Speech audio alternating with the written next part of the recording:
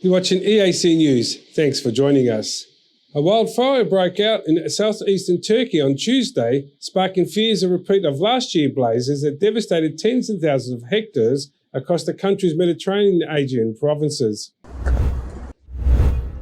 According to local media, the aircraft arriving from Santo Domingo, Dominican Republic, made an emergency landing at around 5:30 p.m. after reports of a problem with its landing gear. The approximately 140 passengers and 11 crew members traveling on board were evacuated. Reports indicate 4 people suffered minor injuries. The plane came to a stop on a patch of grass beside the tarmac, where fire crews on the scene swiftly extinguished the flames with foam trucks. The plane was evacuated and all passengers were accounted for. 2 runways at the airport were closed in the aftermath of the accident. The Federal Aviation Administration will do further investigations. No suspicious circumstances have been suspected. Red Air is one of the region's newest airlines. The company is based in the Dominican Republic. The airline is looking to challenge other cut-rate airlines by offering relatively affordable flights between the U.S. and Caribbean country.